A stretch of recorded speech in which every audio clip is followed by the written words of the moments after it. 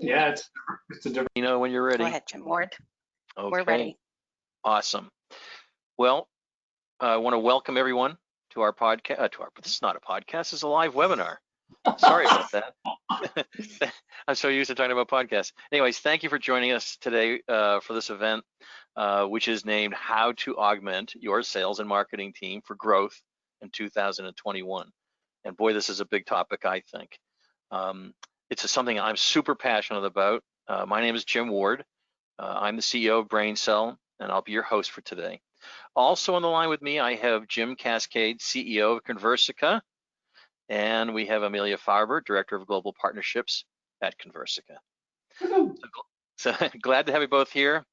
Okay, we're going to be covering a lot of stuff in a really short period of time, and I want to make sure we keep this crisp for our audience so they get right to it. So I'm going to move right in, if you don't mind, quickly to some questions I have. All right, but say hi to everybody. How about that? Start there. There we go. Woo! Happy New Year. Happy New Year's, right.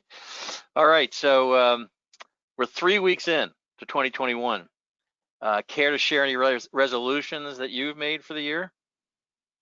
Yeah, 3 weeks, where did it go already? So, Jim, I was reflecting during the holidays. I was sitting in the backyard of an aging uncle, that we were visiting as part of the family tradition, and it was a sunny day in Redondo Beach, California. And I get this call from a small business owner, customer of Conversica, who was thanking me. And he was thanking me for saving his family business. It gave me chills, right? To think that, our Conversica AI assistant somehow helped this business through the horrific events of 2020. And that kind of led to my resolution for 2021. I think I, like my peers, have been too focused on the day-to-day operations of the business, I'm sure you can all agree, and less on strategic discussions with our customers and partners. So I'm raising my head up, from the forest, from the trees to the forest, and spending more time with customers. I think that's my big 2021 New Year's resolution, and hopefully COVID vaccines will allow me to get some more face time. I suspect they will towards the middle of the year, so we all hope for that. And I would share that resolution that we want to get closer to our customers and understand them more from a holistic perspective, right? So Amelia, do you have a resolution? Oh gosh, definitely spend more time with partners. Echoing Jim there. I know the partner org at Conversica has gone through a lot of growth in 2020 and some very weird times, but very good times as well. So it's looking to spend more quality time with partners now that we've kind of settled into 2021. I'm looking at creating some really exciting growth plans for all of those partners globally. Great. Well, there's no doubt about it that getting closer to customers right now, and of course this webinar addresses that in some ways as well for folks to get closer to their customers. So what do you see as the biggest obstacle to sales and marketing teams that they may be faced with in 2021 when it comes to growth and success and scale? I always underscore scale. Scale is the key, especially in this digital world. I think, Jim, it definitely depends on where in that customer life cycle we're talking about. And if I kind of think about it from the funnel perspective, and starting with marketing, I think the biggest issue for our marketeers is unengaged visitors or prospects. It's, unattended events like this one. Of course, this one's not unattended, but others are struggling with that, untouched post-event follow-up, unnoticed dormant leads, unkept, marketing databases. So there's a ton, I think, in terms of the marketeers' pressure to go digital and deal with, I would say, kind of underperformance in that digital world, especially when it's saturated. On the sales side, it's underworked MQLs. Just keep going through the life cycle, unresponsive sales, qualified leads. So once you get them on, but they don't come back, and ultimately it's just unmet, bookings and revenue goals. I think that's the thing we're all struggling to fix from 2020 and now into 2021 is how to boost sales. And I don't think of sales as just on the new logo and transactions. I also think of sales on the base. And so, Yes. take a scale-centric view of your existing customers and think about the unscalable customer experiences and outcomes because you just don't have enough people to really talk to all the folks that need it. And what about the underutilized products and services? How do you address that? Your untapped customer retention and growth expansion opportunities. Again, over that whole life cycle, it's just underperformance. And I think back to your point on scale, it has a lot to do with capacity. We don't have a lot of the butts and seats that we had prior to 2020. I'm sure a lot of folks have downsized and they're not ready to, completely rebound. And so we've got a lot of folks who need more digital touch, but don't have people to do it. I think you hit the nail on the head. I think, regardless of whether they haven't downsized, I do think that the scale piece of it is, now that the technology exists, what we're going to talk about today, you need to take advantage of it. Otherwise, you'll be left on the back of the pack, and that you can really use technology like this to advance the humans in your organization. And it seems weird to say humans. It's almost, it feels like we're in it feels like we're in 2021, doesn't it? I guess we are. I'm older, so these discussions seem like movies from the past. So let me ask this about Conversica. You talk a lot about the ability to augment workforces with intelligent virtual assistants. What is an intelligent virtual assistant? Is it like a chatbot that you show up onto a website and it can handle certain questions for you? What is it? Yeah, we like to think of the umbrella of augmented workforce, meaning, we're trying to do a lot more with the people power that you have. And this idea of having something digital that's actually engaging your digital touch points, an intelligent virtual assistant or an AI assistant, it does have a lot of different names, and chatbot is, I think, part of the evolution of this kind of AI assistant space, the virtual assistant space. When you think about the little paperclip you had with Microsoft, and it has just evolved from there. So what is a virtual assistant, intelligent virtual assistant? It's essentially a digital version of you, and you being, different business functions. So if you have a marketing assistant, maybe we can augment that with a marketing AI assistant, somebody who's in the marketing department. You have an SDR team. We've got a virtual assistant that acts as an SDR or an inside sales rep or customer success manager or even a finance assistant. And I think the biggest difference between us and a chatbot, which is mostly what people think of when they think of these, intelligent virtual assistants, is a couple axes. Channels of communication, chatbots on the web, mobile, web. And the virtual assistants, they are designed to speak across any and all channels. I was just watching a demo of one of my engineers having a conversation with our virtual assistants over the phone, and another engineering team that was having a discussion with our virtual assistants over an Alexa endpoint. And yet another one showing me last week a chat with our virtual assistants across WhatsApp. Of course, you've got mobile SMS, you've got a chat interface as well that we offer, and an email is kind of the major form of communication. I feel like any human that's going to engage you now is going to engage you in their kind of digital native choice of channel, and virtual assistants have to be able to touch across any and all channels. Chatbots, web only. The other key differentiator is the purpose. I think chatbots, the purpose is to route you to a human as fast as possible, shorten that sales cycle, get you to support or sales the right function. Virtual assistants, they're not trying to route you. They're trying to have a conversation with your prospect or existing customer to better understand you and qualify you, and only give you to a human when it's the right time. So we don't inundate the human workforce with, hey, millions of people are on the website asking for a chat, and now I have to have a call center of agents picking up those chats live. No, we're going to have a conversation. I think the intelligence behind virtual assistant technologies have advanced well beyond chat. The chat is rules-based. It's if this, then that. These canned questions route you. virtual assistant is interpreting you. It's free flowing conversations. Nothing's canned. And it focuses on the next best action. So Rachel, I'm interested in your pricing, but I'm going on vacation. Can we talk next Friday at 2 p.m. Pacific Standard? That's a different type of information flow that only a virtual assistant can interpret and respond to. And our virtual assistants are extremely adaptable. We don't need any programming, and they learn from their exchanges. Chatbots don't, they're just programmed. So those are the big differences. And you know how much I'm in love with this. I really am. Our virtual assistant's name is, what is our virtual assistant's name, Sarah? Jenna Hansen. Jenna Hansen, everybody knows.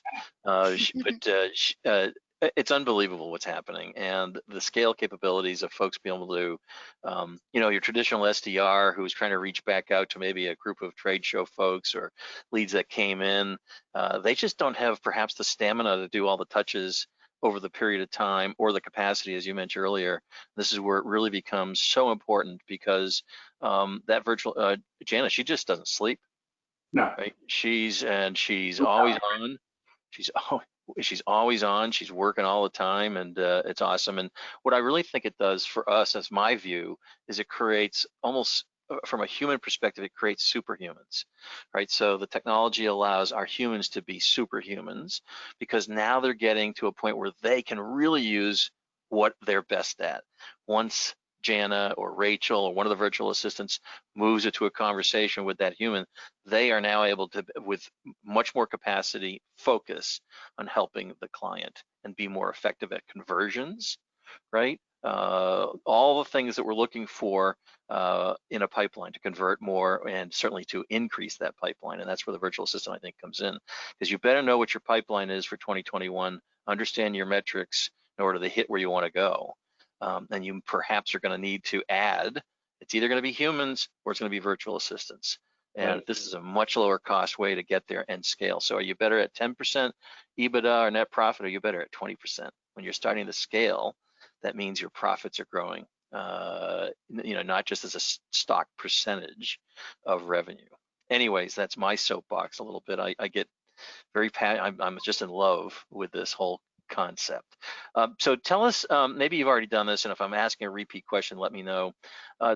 Tell us about how companies right now, maybe a specific example, are using Conversica to accelerate their revenues. Give me one example. Yeah, man, there's a lot of examples. So, I think when you think about how to use us, it starts with which categories of conversational AI you want to focus on. So is it marketing centric, sales, customer success, or finance? Those are our 4 kind of conversational categories. And under each of those, we'll have AI assistants that have specific skill sets. And so I think the examples I love, get back to that scale point. I mean, we had over 200 million conversations with customers last year, which was no surprise, 20% more than the kind of non-COVID time, because everybody was online. And I think if you like managing people, and if you like constantly replacing team members who naturally have a 1-year life cycle, and retraining and getting people productive, go for it. I think you said it, SDRs can handle 150 to 230 leads per month based on the last report I saw, and that's determined by annual contract value, and driving 9 to 12 meetings per month. So one of the greatest use cases that I see is sales teams and marketing teams coming together with kind of a robo SDR, a sales development rep persona in this kind of sales AI assistant category that's digital, and you're adding it to your SDR team. So I love those use cases. It doesn't replace your SDR team. Maybe at first it handles all the inbound, or a majority of the inbound, and kind of augments the inbound team. And eventually maybe you have, like we do, we have 1 SDR manager over all inbound, and we've got, I think it's 6 IVAs on our inbound, digital, AI assistant team. And I think there you see customers really getting great value, because the previous folks working on inbound may do 1 or 2 attempts per lead, and our virtual assistants will drive 11 to 15 touches on average before someone says, yeah, okay, thank you for being so persistent. And then we also see that the average response time to an inquiry is like 9 hours, which seems fast to me based on this report that I looked at, but ours is in minutes, seconds. And then, I think 70% of SDRs really don't truly personalize the messages. They can't scale it, whereas every message from our virtual assistant is unique and it's personalized for the audience. And I think ultimately, where the proof in the pudding is with our use case examples is, you're getting maybe 12% of the folks you're trying to touch responding to you. And, where ours, we get really high engagement rates, in the like 60, 70% in some cases, but definitely like 3x at least of what your team is getting. And like you said, at any hour, all hours, any part of the globe, and not in a position where they're asking for raises or coffee breaks. But Right. I do want to leave the audience with Sarah, did you hear that? Sorry about that. That's why we have Jenna. I do want to leave the audience with one thought. We're not replacing your SDR team. We're taking we're taking that SDR group that was under capacity and truly scaling them, and or having some of the SDRs start to focus more on outbound, and then even some SDRs moving into inside sales while we're supercharging the SDR organization. So we see an evolution of getting those folks to kind of in the higher quality conversations live, and in even other kind of career pathing that's what every SDR wants, as an example. So that's one use case for you. Yeah, and I again agree. It's not a replacement of SDRs or BDRs, however you term your your outbound, inbound. It could be a starting place though as well without having an SDR. Certainly if you have known groups that are not being talked to. I was talking to somebody yesterday, a $100 million company. And by the way, this does not necessarily have to go into $100 million companies. It goes in companies far smaller. I'm just giving the example, and he has an issue, and it's a great issue. He's got 1,000 leads that are coming in on I forget what the cadence was, and nobody's touching them. Yeah. Imagine if somebody was if your assistant, virtual assistant, was having that conversation and then moving them to the appropriate account executive, because that's the other issue, is getting them to the right segmented account executive. So remember, newfound money, for sure. Newfound money, exactly. Instant growth, instant scale, and remember, audience, that this Conversica has machine learning, so it's consistently learning. It uses natural language processing, so it's speaking it has the ability to speak in its email format and other formats with your prospect audience. And so again, not canned. It's really a very unique proposition. So, okay, let me move on. Let's talk about integrations. Conversica integrates with lots of sales and marketing tools in the market. Why is it important? Yeah, I mean, I think integrating with systems of record is an absolute must.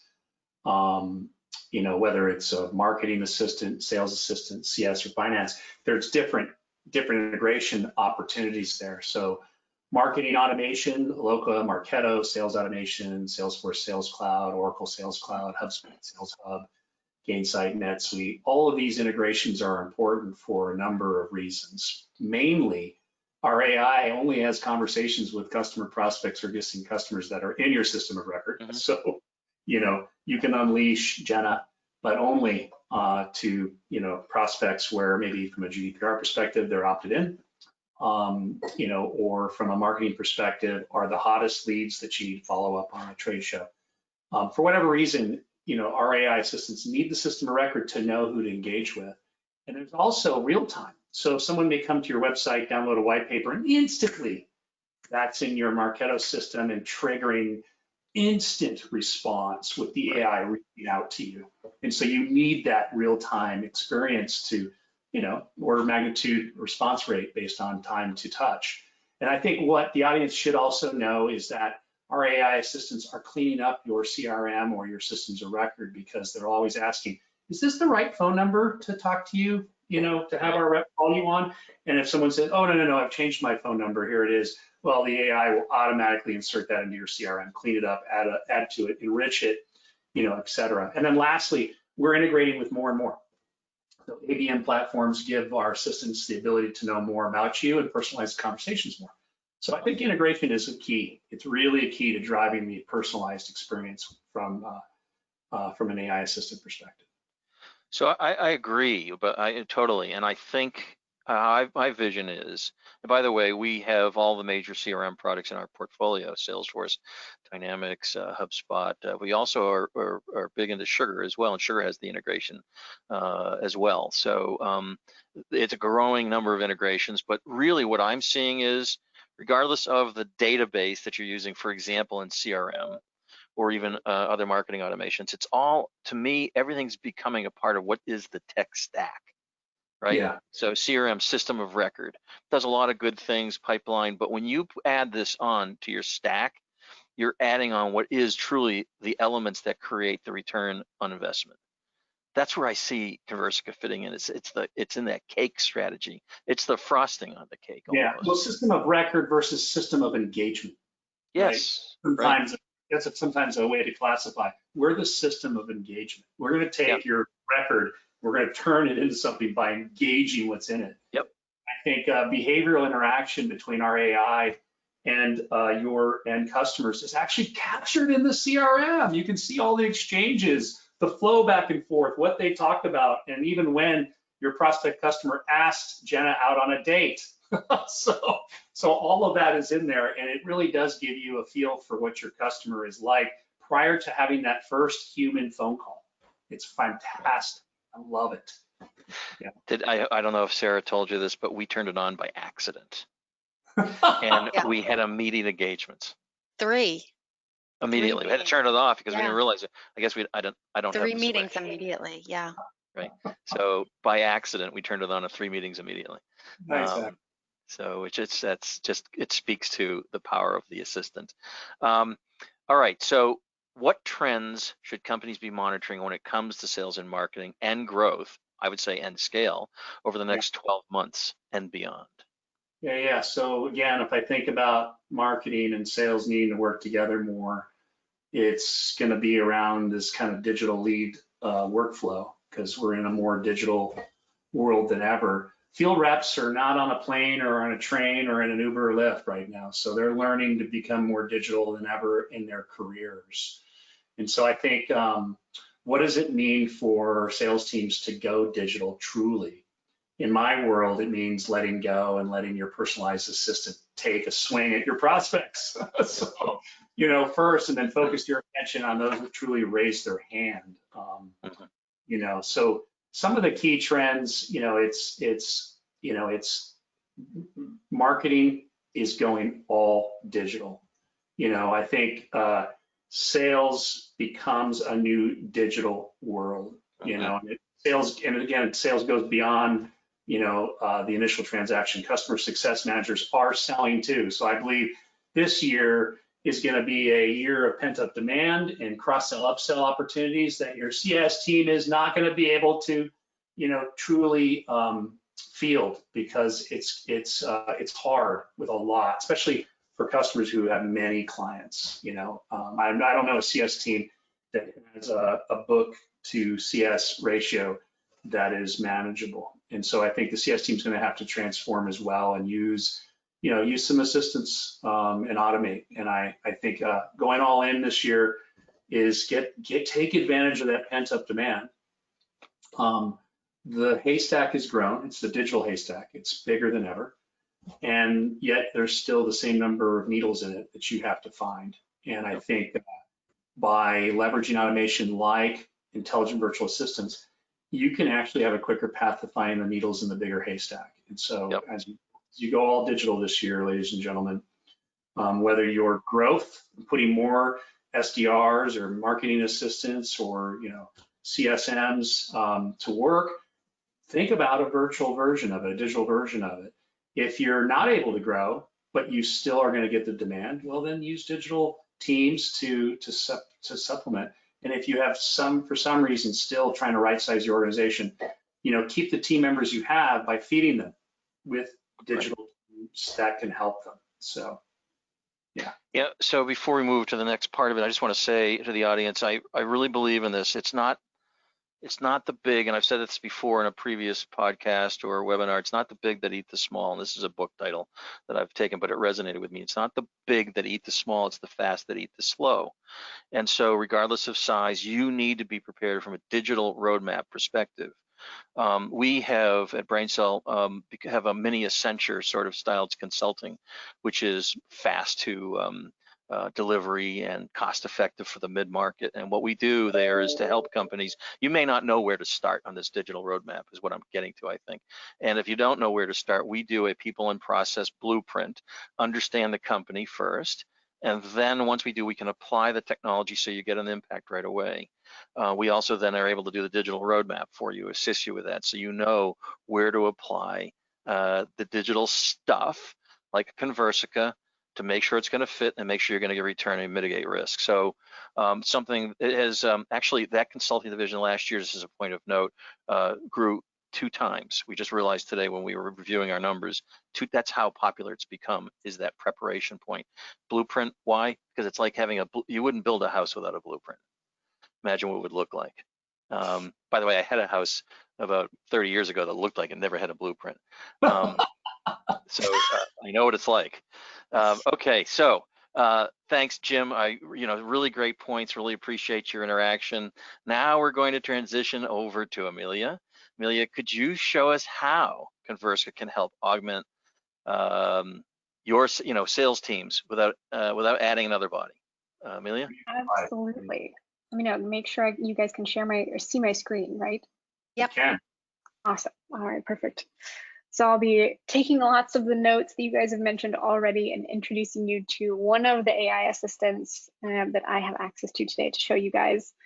So the star of the show right now is Rachel Brooks. So this is a Conversica dashboard. I'm showing you guys an instance of Conversica that's integrated with Salesforce. It's one of the integrations we talked about earlier.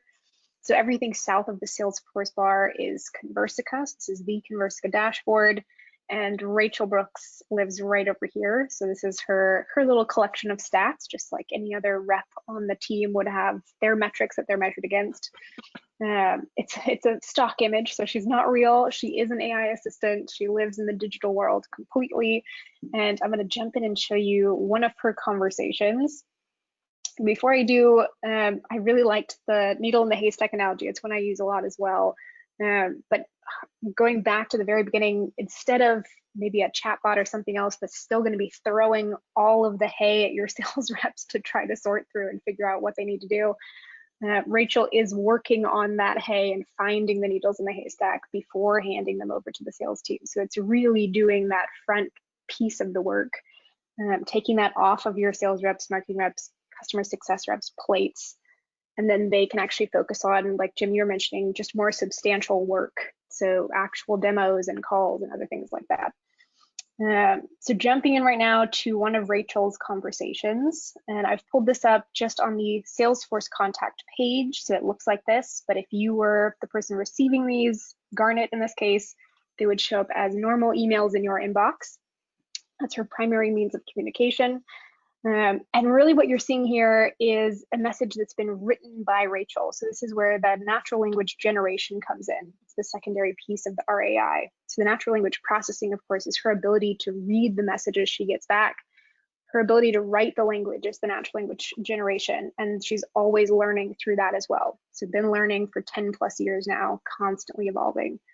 The sense of these messages is that they're very conversational. So as you can see here, she reaches out to Garnet, she introduces herself. In this case, it looks like this was a lead from Dreamforce, so an event lead that we had. It's a post-event follow-up conversation that she's having with him. So she references where he came from, says thanks for stopping by our booth at Dreamforce. She's always going to give a little more information and then always ask a question for these conversations that she has. She's really trying to elicit a response and trying to guide the conversation towards a specific goal. In this case, she's really trying to help our direct team by setting up demos and calls and making sure that people are qualified before handing them over. So she's trying to see if this person would like to set up a call. So she starts with this, and of course, as Jim mentioned earlier, everybody who receives a message from Rachel is going to receive their own personal message from Rachel. So in this case, the lead list that we gave her from Dreamforce, I would presume, is pretty long. So maybe a couple thousand folks on there that we want her to start reaching out to. Each one of those people is going to receive a unique message. That's the natural language generation capability. So she's dynamically generating these brand new messages every single time. It's not a copy and paste or a mass email blast, which is what I would do because I have limited hours in the day and limited bandwidth. Rachel, however, does not, so she can really go full out and have personalized conversations with thousands of folks at the same time. And she is very persistent. So once she does that first message here, she waits a day in this case. She tries again the next day, sends a follow-up message that, again, she's completely written on her own. She's autonomous at this point. She's running these conversations on her own. We just have full visibility into them, which is great. So she says, hey, I want to follow up on my previous message. Could I interest you in a call to receive some additional information? Still asking that same similar question, but being very polite and persistent in her messages. She tries again a couple of days later this time. Can I interest you in setting up a call to learn more? Best regards, have a great day. Of course, she's changing this based on the time of day because she has that knowledge as an AI. Hey, I've reached out a couple of times. Are you interested in speaking with someone? So very polite, but of course, as we all know, it very often takes more than a couple of attempts to get a hold of somebody. And very often we as humans just don't have the bandwidth to stick around for that third, fourth, fifth, sixth attempt. She definitely can because she has that bandwidth. She has that ability. So she's just going to keep trying until somebody responds. It takes, I think, 7 attempts in this case until she finally gets a message back. As we all know, 2020 was a weird year. It's already starting out to be a bit of a rocky start to 2021. So folks might be still sifting through lots of other emails. They might just miss the first 4 emails she sends, and it's that 5th one that catches their attention and they finally respond. So making sure that she can be persistent past those first couple attempts, whereas the sales teams may not have the bandwidth or the time to do that, is really where you start to see a lot more return. So in this case, tried 7 times, said, okay, I want to reach out once more. You receive this, please just let me know. She finally receives a response here and says, yes, I would like more info. So she does this little first bit of qualification. She says, okay, it's a positive response. She's able to use her natural language processing to determine the intent of the message by looking at a few different things. And so she does a couple of things right now. She's not going to hand this right over to a sales rep without any context yet. She's going to do one more step here for us. And this also references what Jim mentioned earlier. Jim K, excuse me, you're both Jim. Jim K mentioned earlier. That might be confusing. Jim K mentioned earlier that she's constantly going to be finding new information for you. That might be hot leads, it might be phone numbers, email addresses, anything like that. So in this case, she is able to read a few fields in Salesforce because of that integration, which is also a great reason to have an integration. One of those is the sales rep who's assigned to this account. So she just pops his name right in the middle of the message. We don't have to tell her that information. She also sees that we have a phone number in the database for this person already. She's always going to verify that contact information before handing it over to the sales rep, because who knows how old that is. If it's a main office phone number and they're not even in the office anymore, that's a great way to update your records. So she's always going to verify the contact information. If you don't have any, she'll be asking for it here in the email. And of course, she never gives up on a question she's asking. So she asks it once, waits a day, doesn't receive a response, tries again. Hey, Charles is looking forward to speaking with you. Is this number the best number? Tries once more here. Hey, maybe Charles is connected with you, but if not, want to ensure. Finally gets this response, hey, this number is better. So at this point, she's actually able to update your system of record. She won't override the information you already have in your database, but there's a couple of custom fields where she can plug that in, so you always get updated information. She'll constantly be looking for that new data, so even in people's signatures, she can pull that out and start supplementing what you have already, so you'll always have that recorded. And then once she gets this response, she says, okay, great, I have a phone number, I have a person who's interested, they're ready to go, they're not going to hang up on the sales rep, they're not going to say no, they're already teed up to go for the sales rep, so it's doing all that front-loaded work first. So at this point, she's actually going to hand it over to the sales side. And I have it on demo mode, so you can't see his address, but this would go to Charles, who is still at Conversica. He's one of our great sales reps here.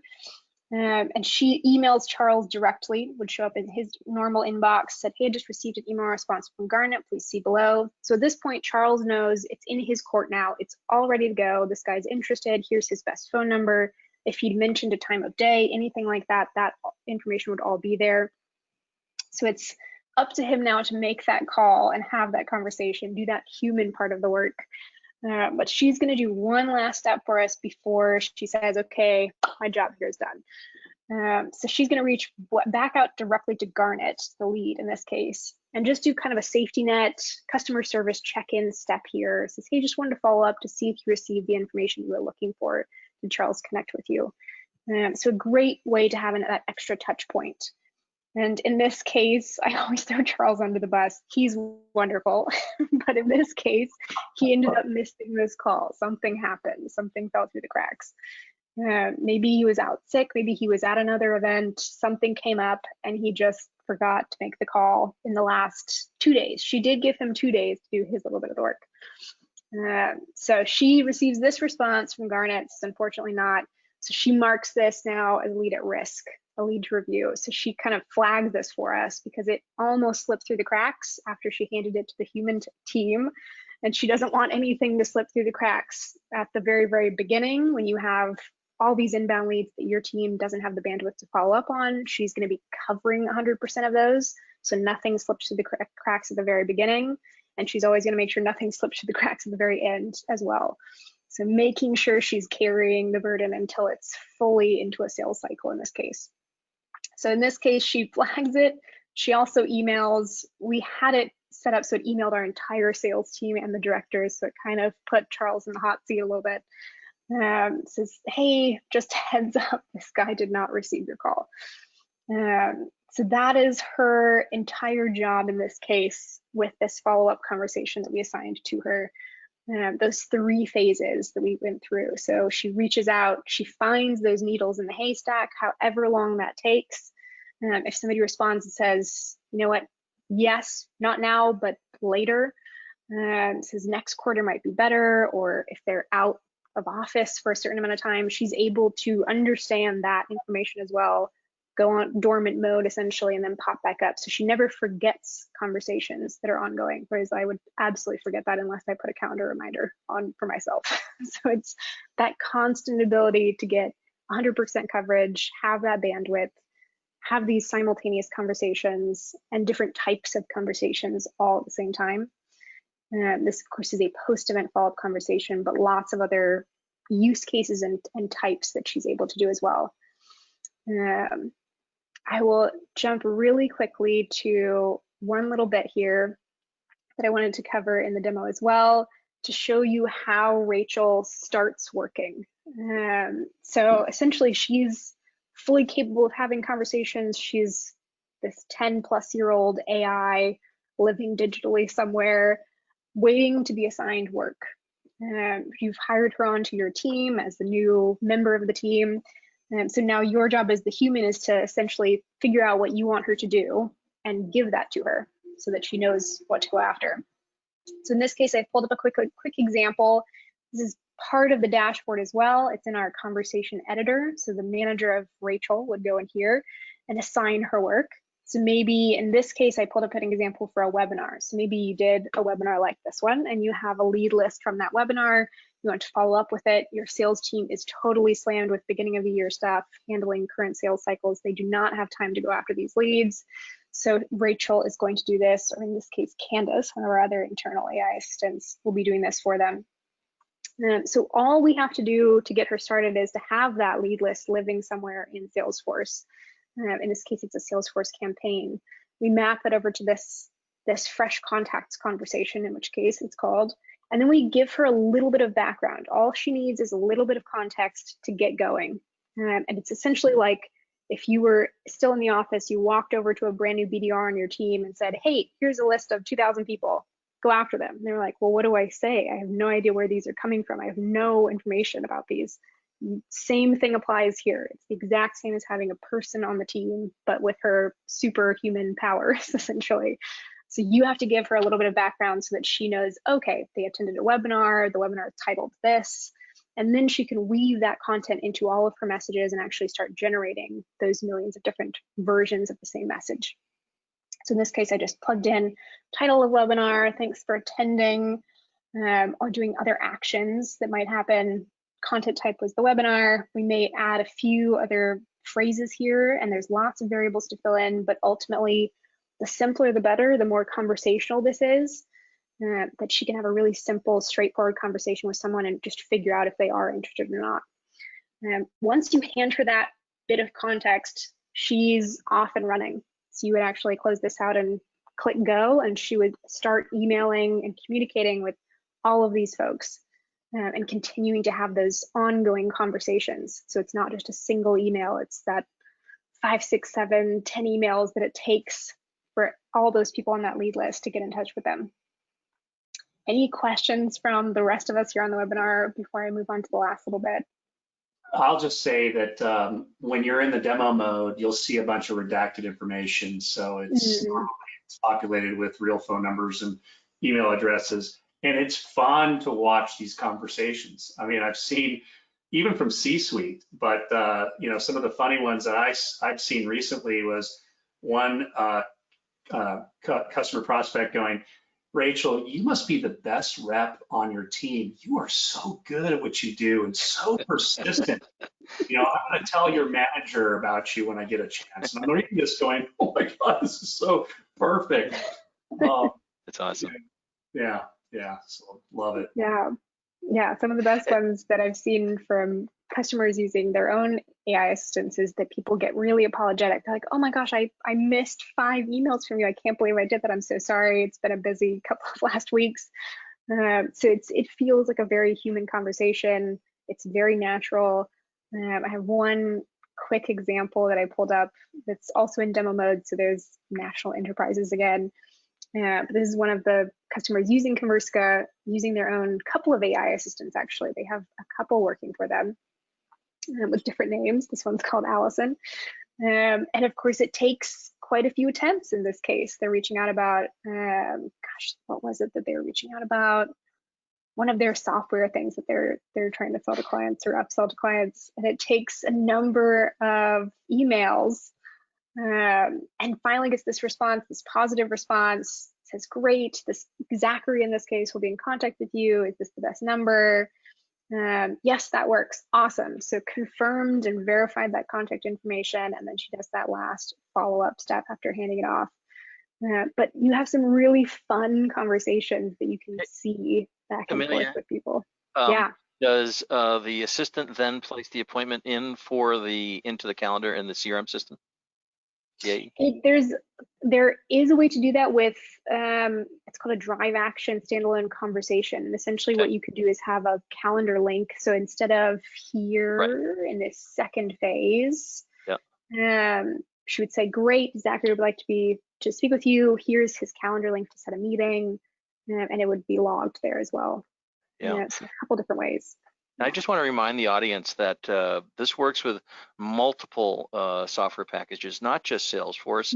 So you may be using something entirely different. You just ask, we'll have the answer. And it's an open API, so it can be easily built as well if you have a unique product that it's not integrated with. And I noticed that in your example, you also have SalesLoft on the screen, or was there for a second, which is a sales enablement platform like Outreach, which required, and they're very good, but requires building content, which is a little bit more, it's more static. It doesn't have the dynamic language capability and conversational stuff. So marrying all these technologies, as we talked about earlier, in a stack is where it's at, from my view. But man, this is so cool. So cool. Yeah. Did you have anything else you wanted to show us? I think that is all I had pulled up for the demo, unless you guys have any last questions I can cover in what I've pulled up here. Yeah, I mean, I guess, you know, the natural questions from audiences are, you know, how much of the conversations are out of the box, you know, and from our perspective, we've got so many different skill sets, which are, groupings of conversations that are just out of the box, slight personalization that Amelia showed you, and away you go. So it is really, really, truly out of the box kind of implementation. You don't have to do all this programming. It's not taking something from scratch that you would get in kind of a platform-based virtual assistant, offering where it's like, yeah, you got to build everything from scratch. This is an application, so you're buying an end-to-end and you're just, customizing it. And so, of course, we've got professional services through Jim W and the whole team around, making sure that the product is completely optimized for you. So it truly is a very straightforward application to adopt for your teams. I think people will be really surprised how easy it is. I think people perceive it to be very, very, might be difficult. It's not. So getting going with this is really a very simple step. Yeah, and speaking of audience questions, we have had some questions come in. If we are ready to transition to that. Sure, why not? All right. So just a reminder, everyone that's on the line, if you have any questions, you can go ahead and put them into the question box now, and I'm going to field them to you guys. But wait a minute, weren't you going to ask the audience a question that I had asked on a poll? I was just curious. Oh, yeah, we can do that now. Thank God I'm here. Why not? So now that we've had this discussion between the gyms and Amelia showed us what Conversica and a virtual assistant can do, we're curious to know how many of you could see yourselves augmenting your team with an AI assistant to help your company scale. So you should see the poll question. It's appearing on your screen. And if you want to, yes, I can, or not sure, need to learn more, but just curious to see. And it looks like yes, I can is. Don't worry, I won't vote. But I'm super curious as to what perceptions are today, because this is advanced. Technology is advancing really quickly now, really, really quickly. So I'm curious to see how many people are open-minded to starting to become digitized. Yeah. Yeah, I think it is the biggest barrier, I think, for any emerging technologies. It's just kind of like, well, that's different. I'm not used to it. It's not the way we do it. We've got the correctional facility of people working on our leads. We've got the outsourced contact center in Brazil. It's whatever you're using, in-house, outsourced. Those are the traditional ways to quote unquote scale. And I think obviously now I'm drinking the Kool-Aid, being in the seat of the CEO for a year. It is amazing to see how well the business scales for you when you're using augmented workforce. So it's a matter of time before we get to a majority adopter, I think, perspective for sure. Right. Helped us grow right through the COVID, by the way. So we hit plan and exceeded plan, I think, partially because of our use of the technology. Yeah. And that's the key is, I don't know any CEO peer of mine that doesn't want to meet or exceed their plan. So this is becoming a must-have, not a nice-to-have in terms of just generally automation. Gotta go digital automation. Great. And it looks like 63% are saying, yes, I can see myself using or a company. And then 38% are still not sure, need to learn more. Got it. Makes sense. 2/3. Pretty much the mix we're seeing generally when we're talking to new client prospects is they're like, this is kind of freaky. I don't trust my A leads in the hands of a in the hands of a Rachel. I want to send those directly to my sales team. You'd be amazed. Your sales team are going to overachieve if you put a digital buffer between the leads and them.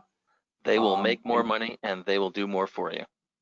Oh my God, the close rates will go up. Guarantee it. So instead of fielding a partially qualified lead, take a fully qualified lead and see what happens to your sales team's close rates. Yep. You know, so sales cycles, close rates go up, you know the math.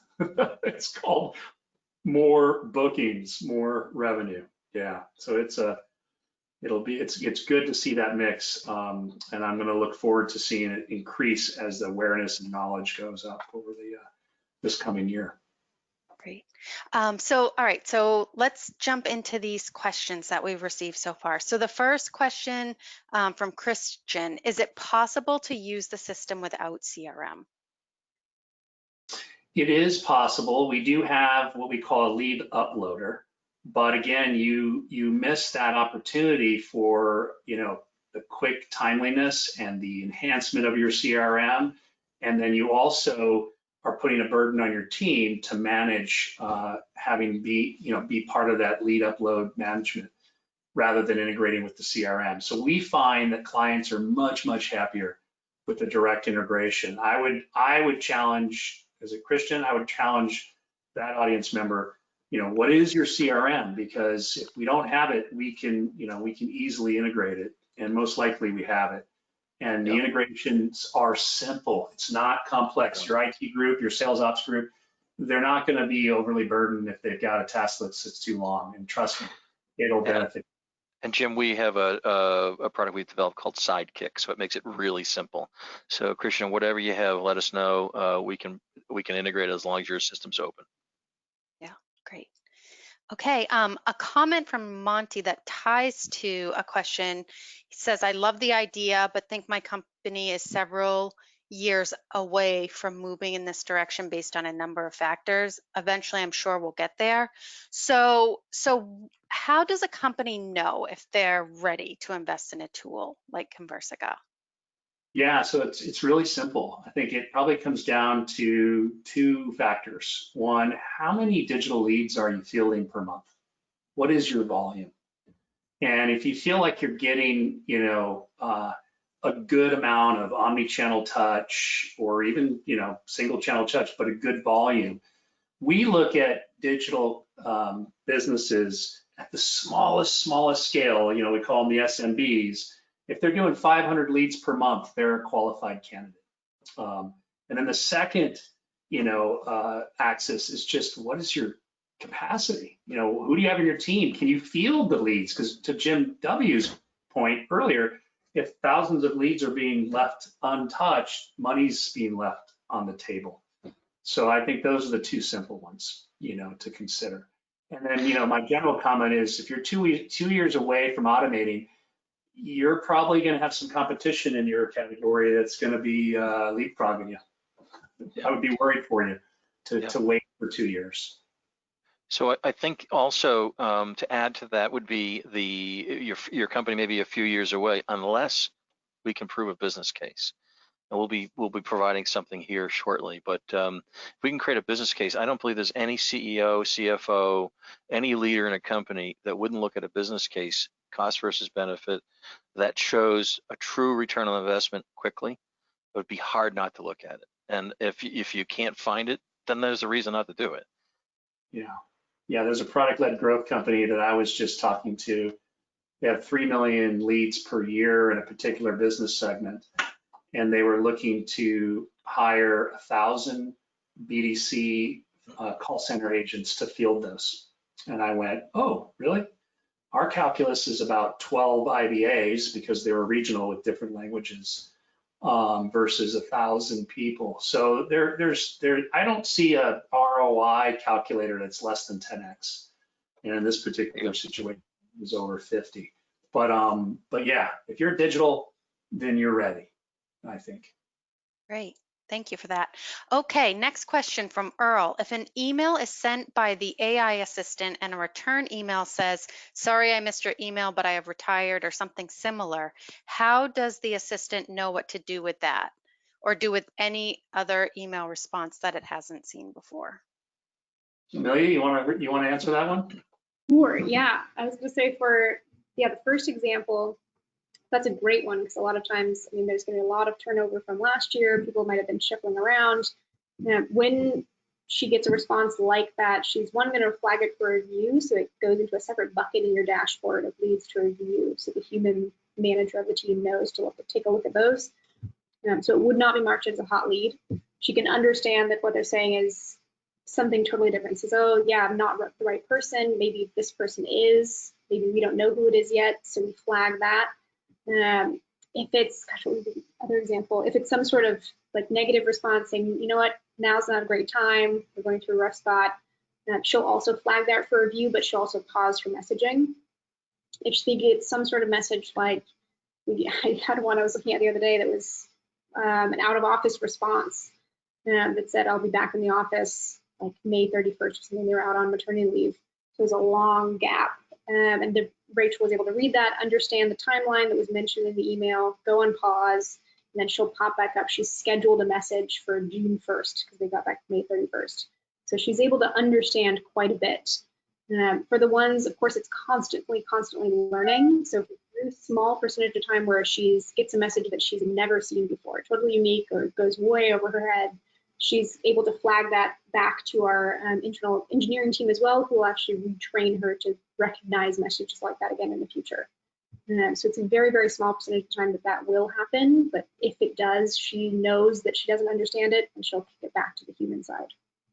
Yeah, that's we have an internal training desk, we call it, and for the Rachel exchanges that she's completely confused, she'll kick it to the training desk, and a human in the loop will look at that and determine what the intent and next best action are, kick Rachel forward with that, and then use that to enhance Rachel's next exchange. And so she'll never do that again, or never be confused about that again.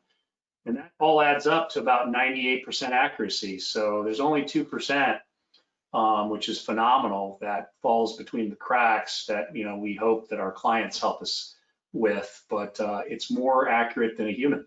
And we've had many customers tell us, your virtual assistant's more accurate than my team is. So thank you for that. So I think, the automation works, and, go figure. We're built on the backs of Amazon Web Services and Google Compute Cloud's AI infrastructure, which is phenomenal. Awesome. Okay, so we have just a couple more questions. I'm going to try and get through them in the time that we have. So Ben asks, how many times on average does it take customers to respond? And I'm sure that varies a little bit, but any data around that? 11 to 15 on average. But I've seen, I think one of our big telco customers, one of the longest exchanges was 255 days.